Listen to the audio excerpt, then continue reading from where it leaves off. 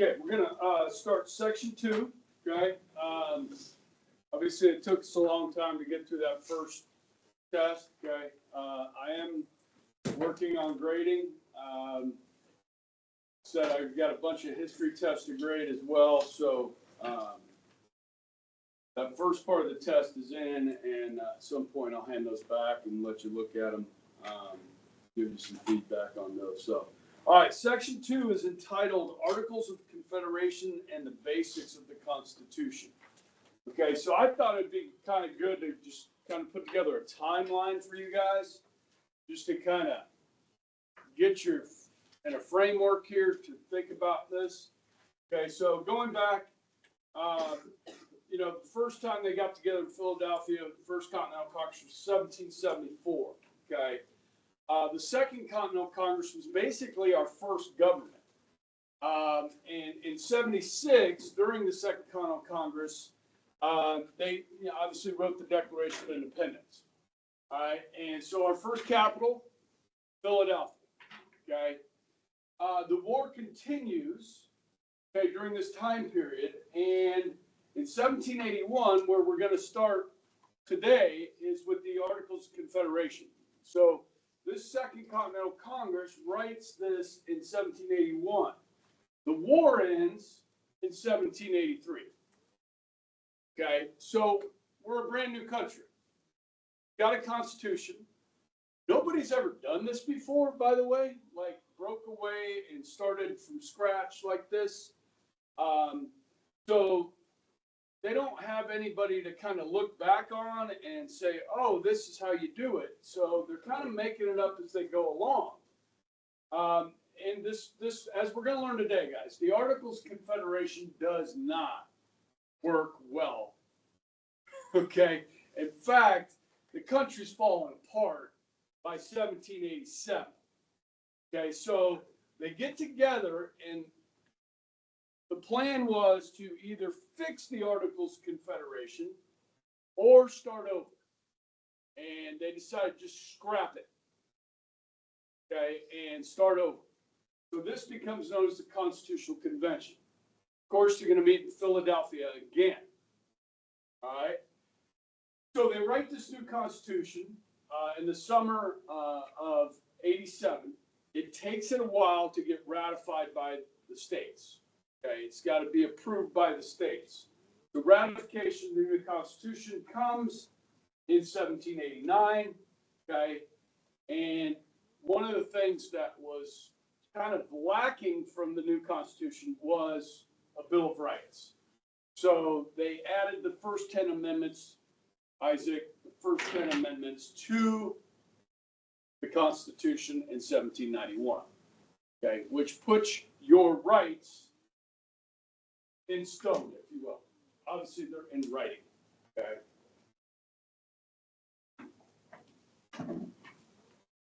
So hopefully that kind of helps frame, where we are, okay. Now, on page 35, it kind of goes through here just a little outline of what we're going to talk about.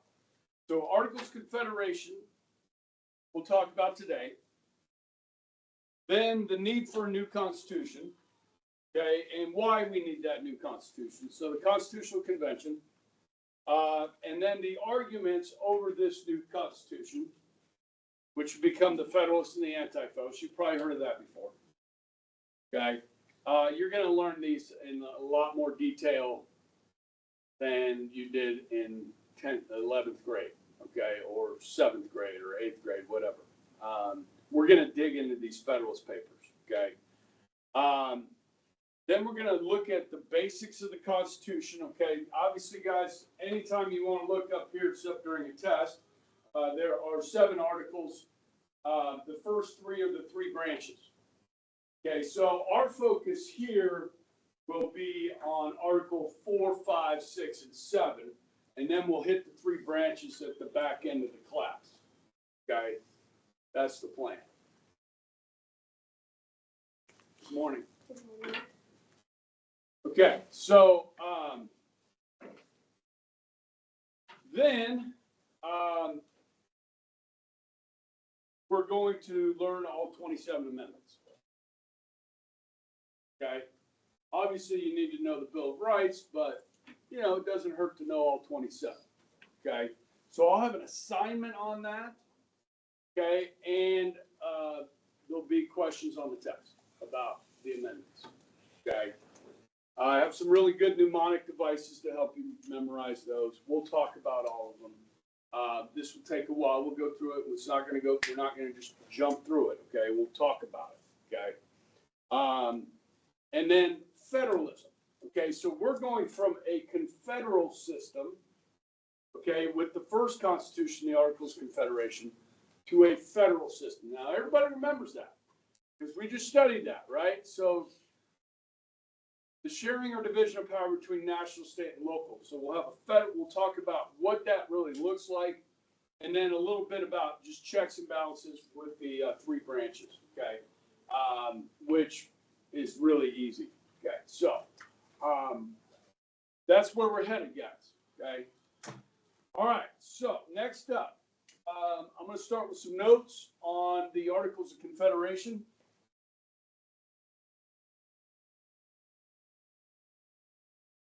So I'm about to get rid of this.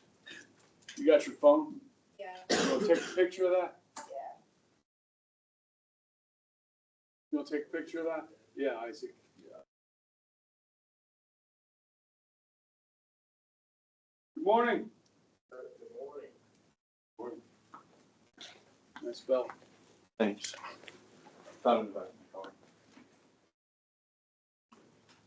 You got your phone? Yeah. Take a picture of that before I get rid of it.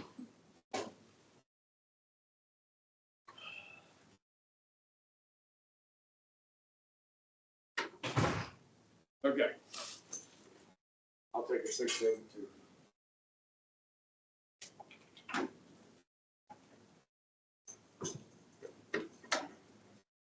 Okay.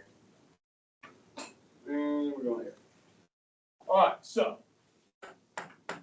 Articles of Confederation.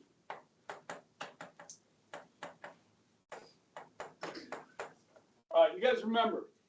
Okay, remember this? When I drew the boxes?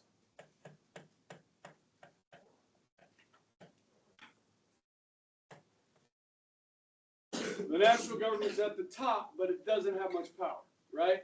So it's a loose confederation of states that join together for a common purpose. That's what a confederal system is. It's like the European Union, okay? So all the power is at the state and local level. And that's what this is going to create. Why?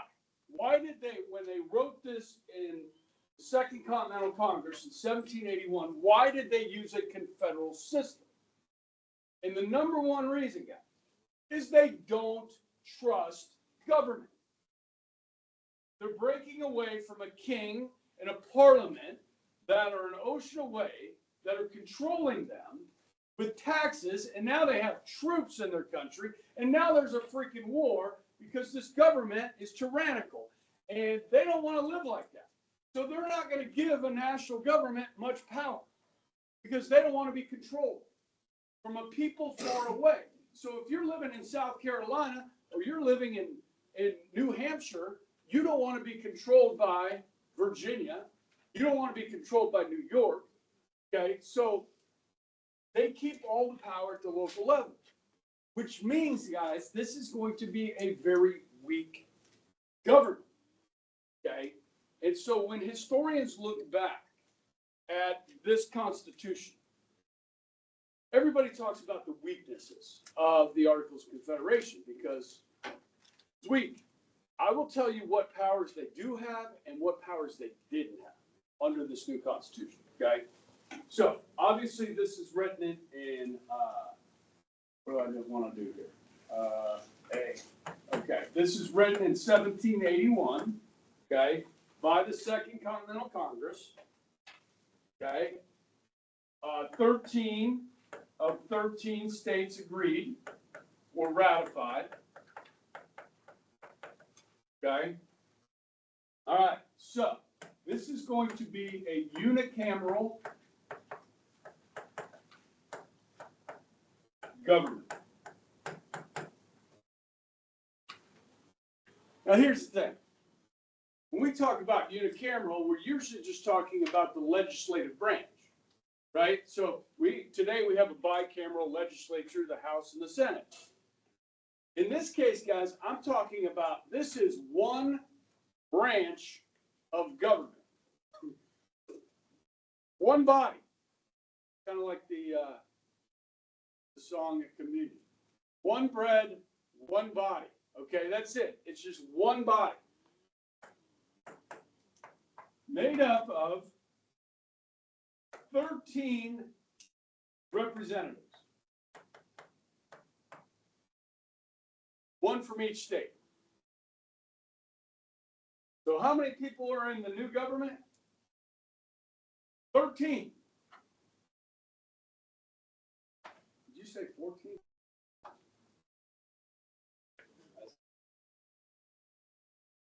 That's it. There's one person from each state. Where are they going to meet?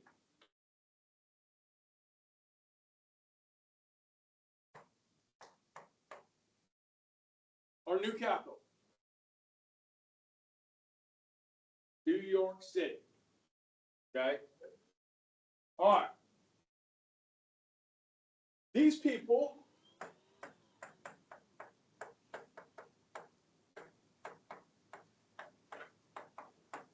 are elected annually. Not every 2 years, not every 4 years, not every 6 years, but annually. Any idea why they would do that?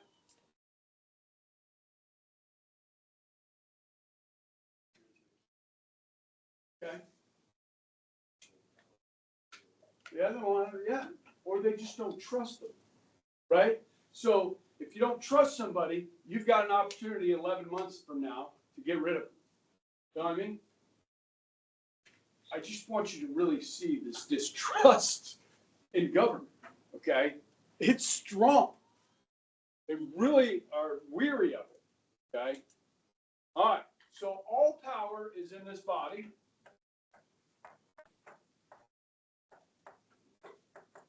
But they don't have a lot of power.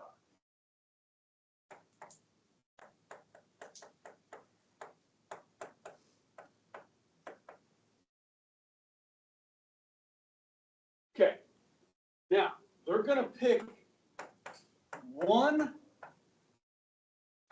of the 13 to be in charge. Okay, now there's no executive branch here, but somebody's got to be in charge.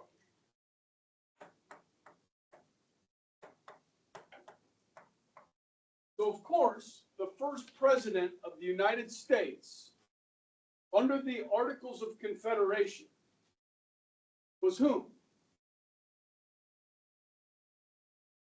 Nope. What's his name?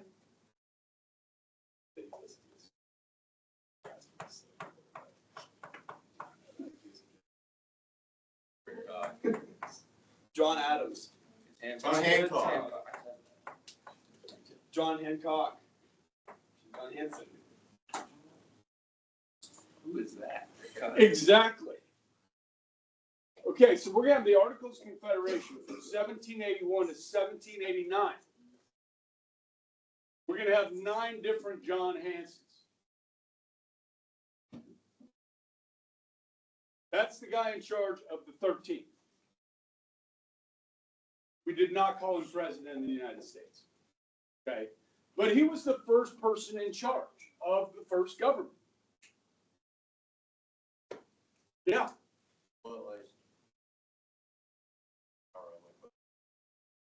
Ooh, Hanson? Man, that's a good question.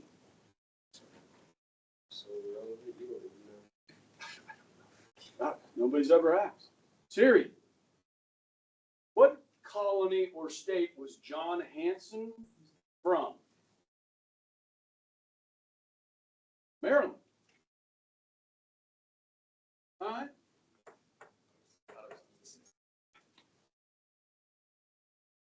That my notes.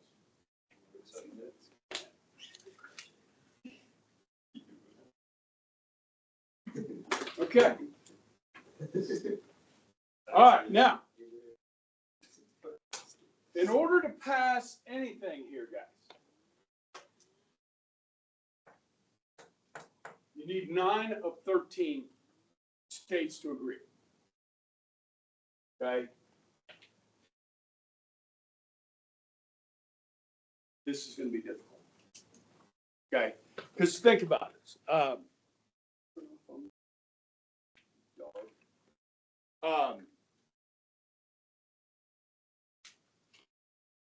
There's different regions of the 13 states, right? You've got the northern states, you got the mid-Atlantic, and then you got the south, right? And they all have different economies, and they all have different,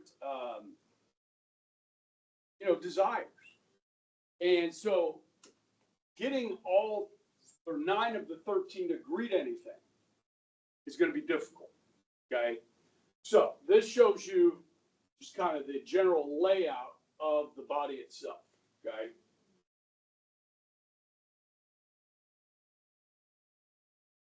All right, so let's break down what power they have.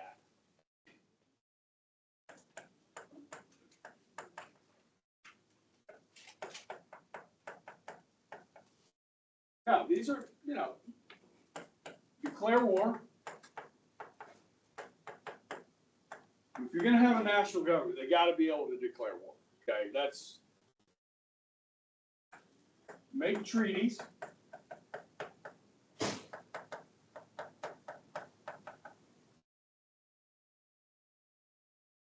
Coin money.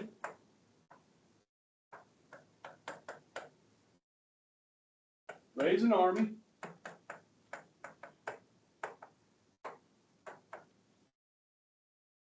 And settle disputes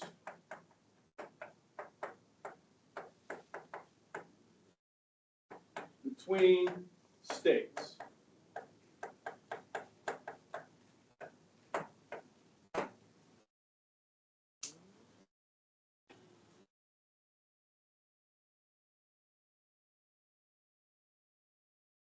Okay. This is going to be a problem. Now, like I said, any government's going to have these types of powers, okay? Let's say today there's an argument between Nebraska and Kansas about the amount of water that Nebraska is taking out of our Kansas River, okay?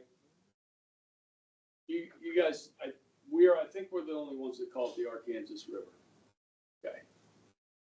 In Arkansas, they call it the Arkansas River. You understand? Okay, so they're taking too much water out of the river before it reaches Kansas.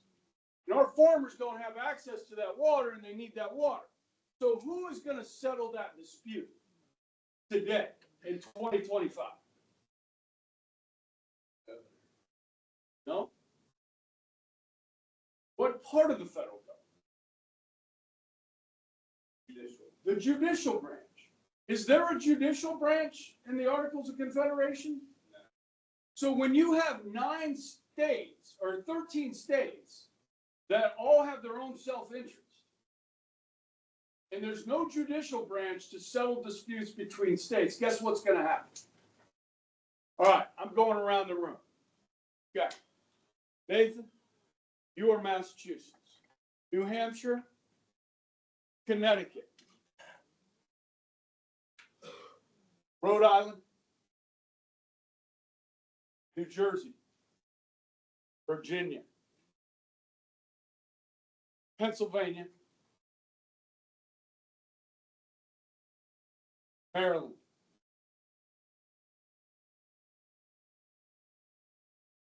All right, back here, we got North Carolina, South Carolina, Georgia, Delaware,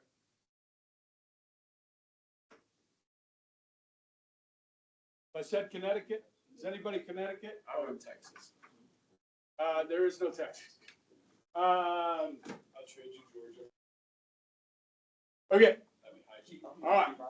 So let me come over here to the map.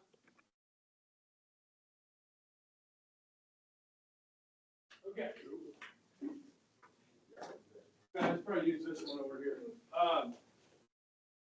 Okay, we're along the east coast of the United States here, okay? Vermont's not one of the 13. You just don't have anybody, okay? You're the French, okay? All right. Now, this is the Chesapeake Bay right here. All right. It runs up along Virginia into Maryland, okay? And then there's another bay that comes up here. Basically, Pennsylvania is kind of landlocked. Who's Pennsylvania? Okay. Now, Pennsylvania is an important colony, and they want to be able to bring goods in from other parts of the world up through the Chesapeake Bay. But Virginia over here, okay, is saying, Pennsylvania, if you want to use the Chesapeake Bay, you got to pay Virginia to use the Chesapeake Bay. Pennsylvania's like, what? We're the United States. We're all one. We're a union. You shouldn't be able to do that. Okay? In Virginia, you've also got the Potomac River that runs up into D.C., okay? And that's a problem because Virginia is trying to screw its neighbors. New Hampshire is almost landlocked, okay? And New York has a big harbor, and so New York wants to charge other colonies to use New York Harbor for other states. Okay, so Carol here is screwing Santi. Who is with Carol and who is with Santi? We got 13 people in here. Who agrees that Carol should be able to tax the other colonies to use the Chesapeake Bay? French don't have a vote. So we're 13 people who are sitting in this room. You think she should be able to do that? Yeah. What colony are you? South Carolina. South Carolina, of course. You're siding with Virginia. Yeah, because you're what? Yeah, you're from the South. They can give me some help. Who you got here? With Santi in Pennsylvania, Carol in Virginia. Yeah. All right, see what's happening right here?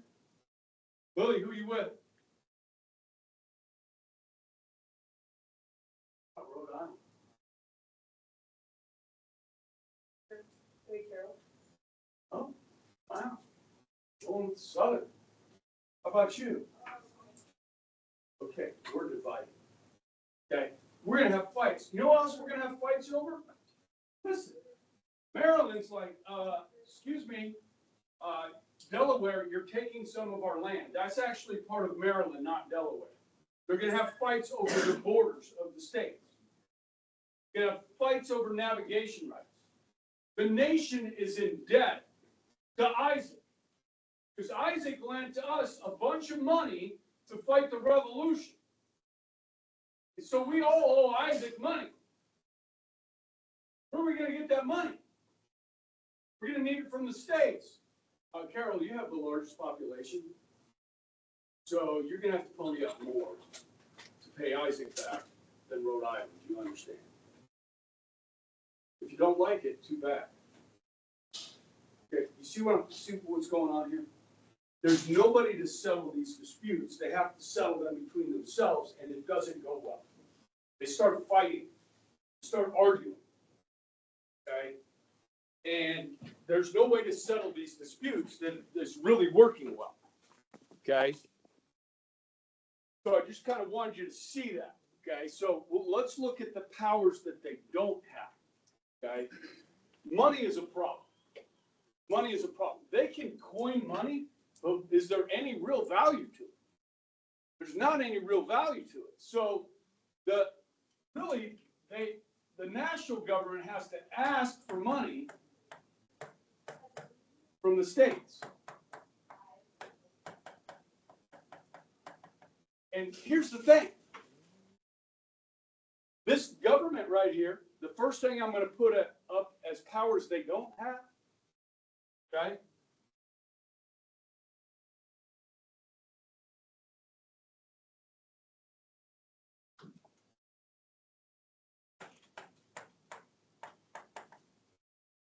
Or I could just say weaknesses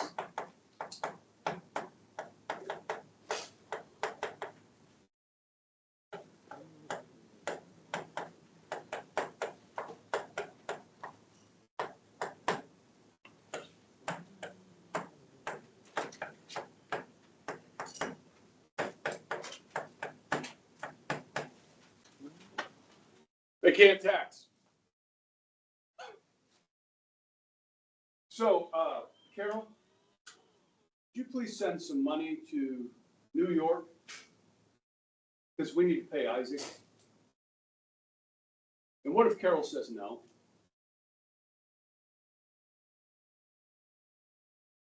Huh? You see what's going on here? This is bad, okay? Okay, so 2, there's no executive branch. John Hanson can only do execution. Sorry.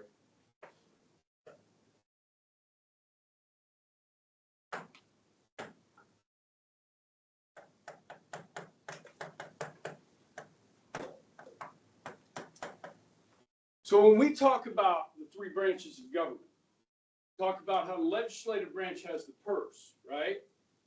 What does the executive branch have? Remember this? The whip. Here. The sword. The executive branch carries out the law. There is no executive branch. John Hanson can't say, okay, Carol, pony up. You got to pay. He doesn't have that power. There's no way, no enforcement of the decisions that are being made by the national government. They can't enforce anything. As I mentioned before, guys, there's no judicial branch. What kind of tree is that?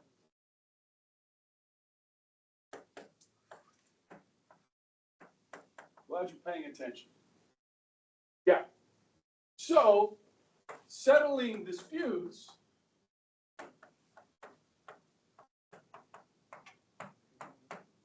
is going to be very difficult. I mean, that's what we use our court system for all the time. And, you know, anytime President Trump does anything these days, somebody sues and takes it to the courts. And sometimes the courts say, Mr. President, you can't do that. And then he appeals to a higher court. And they say, Mr. President, you can't do that. And then he appeals to the Supreme Court. The Supreme Court says, Mr. President, you can do that. I mean, this is what's going on. I mean, it just keeps happening and happening, but it settles the dispute. We don't have any of this. Okay, so this is not working well. Okay, so on the test, this is what I'm asking about. Not so much powers they did have, but what powers they didn't have, what the weaknesses were. So put a star next to that in your, okay. That'll be like a long answer question, which is really easy. Okay. All right. So, what are some of the signs that this is not working? Okay. Ooh, I don't want to do that. You guys have all heard of this?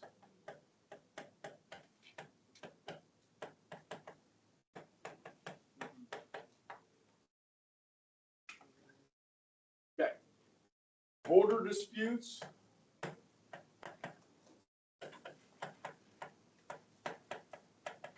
Navigation rights. That's like using rivers in the Chesapeake, okay?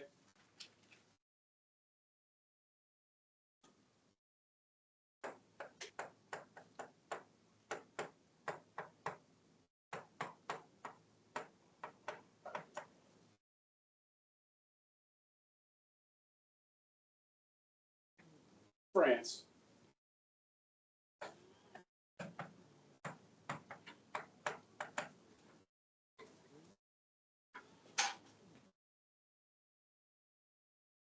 So, these are like, listen, George Washington fought the frickin' British for 8 years. We declare independence, we start our own new country, Our best days are ahead of us. George Washington finally gets to go home and enjoy his retirement. And then the country starts falling apart. He's like, what the heck, man? This isn't working. I didn't fight for 8 years for it to just fall apart. And the Europeans are sitting back over there in Europe looking at us going, you guys don't know how to do this. You don't know how to govern yourselves without the king and the parliament. They're expecting us to fail. And we are fulfilling that. We are failing. So George is pretty upset about this. Okay, so if you go to your book, I do have the Articles of Confederation in your book. You don't have to read that. I'm not going to make you read that. But it's in there if you want to look it up. So page 40.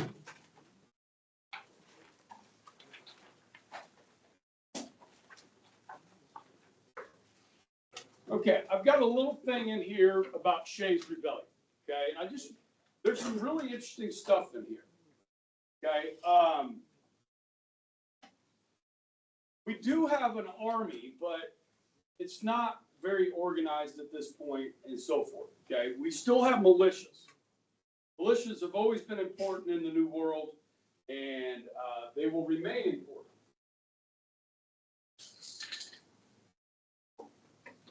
Okay, so if you will, follow along with me.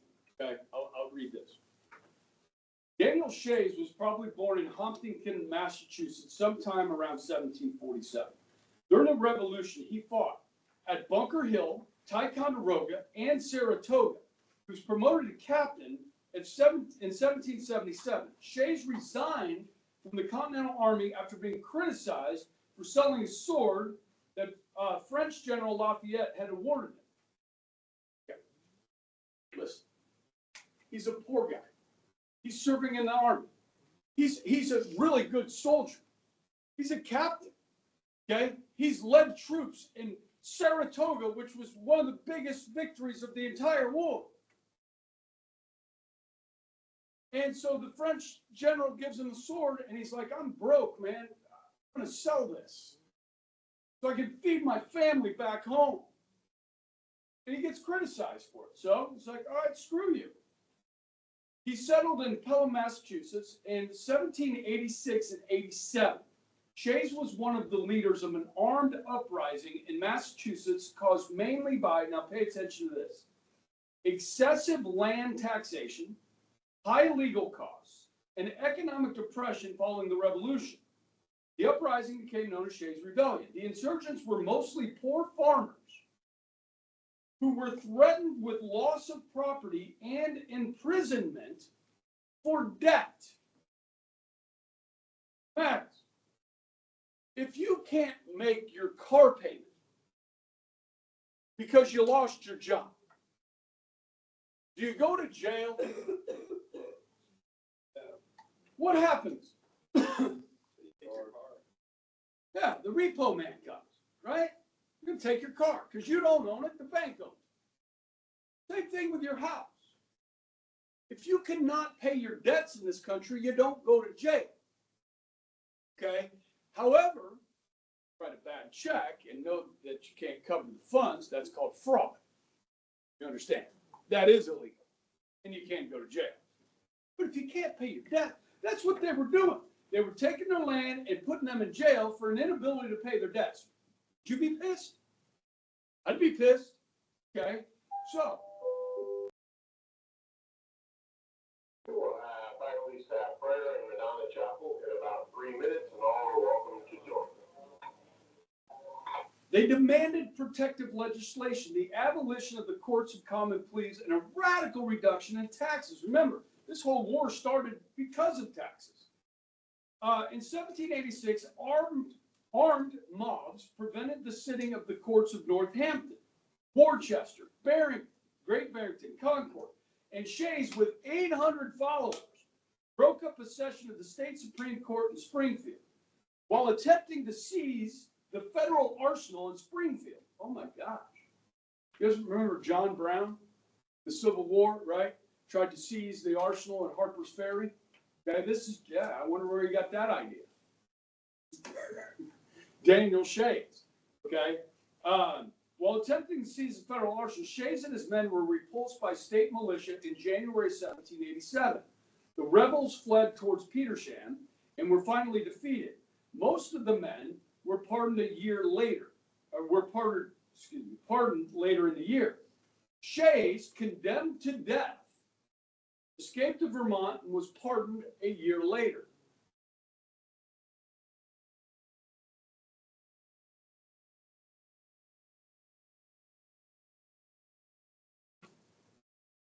You guys remember January 6th?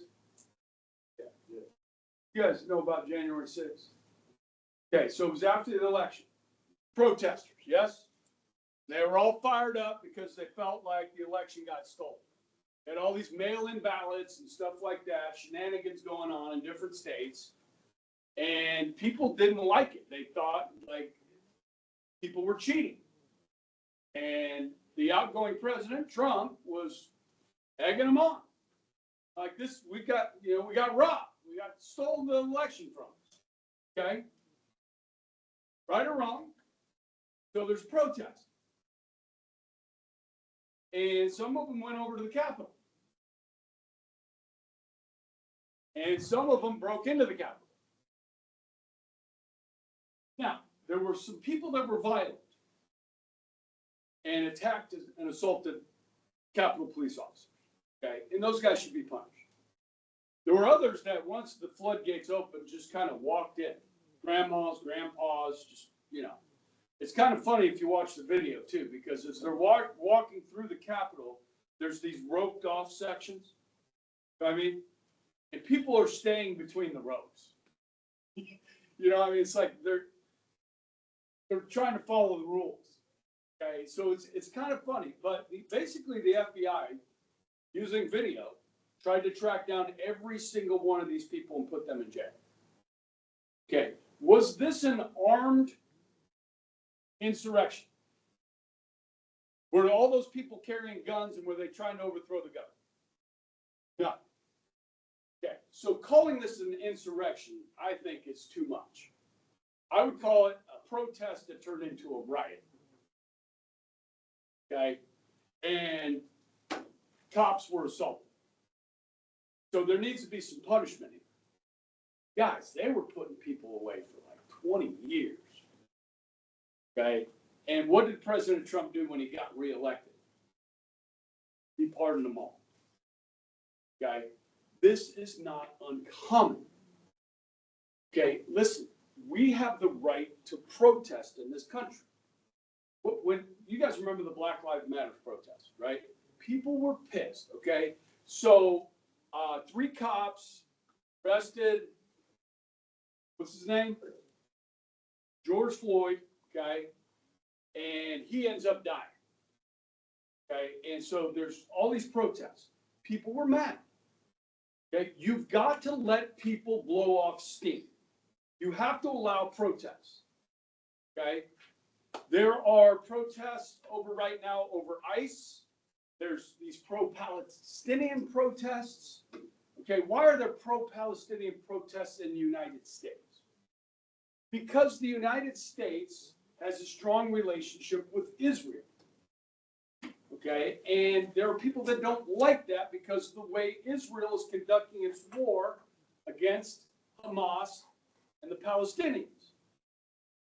So they're protesting. You got to let people do that. When people protest, sometimes you agree with the protest and sometimes you disagree with the protest. Okay? So there might be a lot of Democrats that, like, January 6th was the worst thing. Like, it's like comparable to Pearl Harbor, man. That's how bad January 6th was. It's like 9/11. Give me a break, okay? But anyhow,